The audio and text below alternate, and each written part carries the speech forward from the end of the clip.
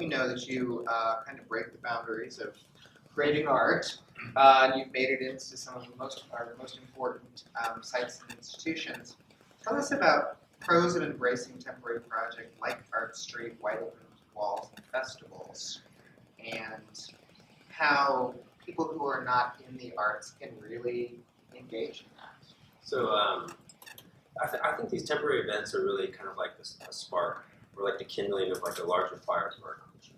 So that in some ways, I don't know how many people went to ArtStreet or Art Hotel. I mean, so many people, there's tens of thousands of people that flock to both Art Hotel and ArtStreet and the Wide Open Walls Festival. So we get this whole area being flooded with people who are interested in art. Recently, I went to New York. I was doing an art fair in New York. I went to go see Yayo Kusama, who is like this amazing installation artist, doing these like infinity rooms. There's lines around the block for that kind of stuff. But then all the people around there, they're going to the coffee shop. They're going to a restaurant afterwards. They want to go talk about the art. They want to go engage in other art activities. So it really kind of floods the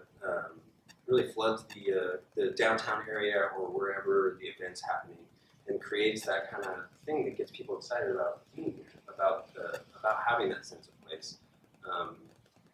It's really great to have as a temporary thing too, because them being temporary creates an expiration date. So that expiration date makes people, interested in wanting to be there this weekend or next weekend, or it's because it's going to go away.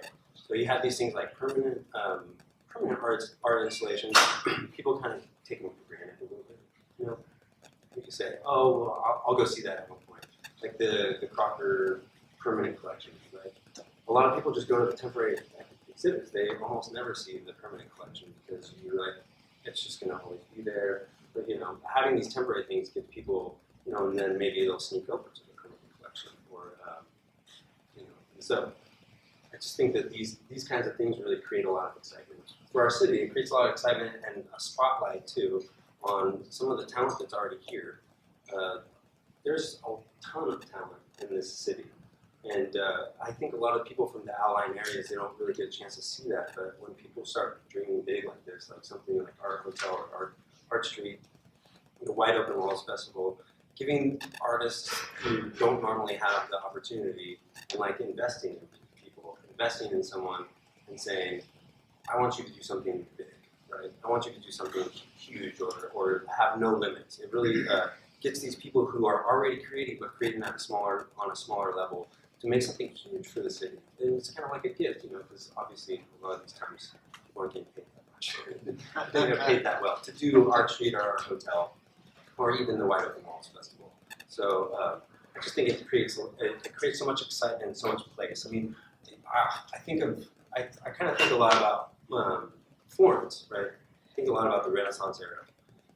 And you think about the Medicis. If they didn't really invest in someone like Michelangelo, people wouldn't be flocking to that city still. People go to Italy just to go to Florence. And if they didn't invest in a young Michelangelo or a Da Vinci or a Raphael, there wouldn't be all these beautiful things that they had made that still stick around, because Florence was a tiny town at that moment. It was, Venice was like the San Francisco of our time, and Rome was like the LA, and Sacramento, it has, an inferiority complex. And, but if we invest in our city, it can be whatever we want.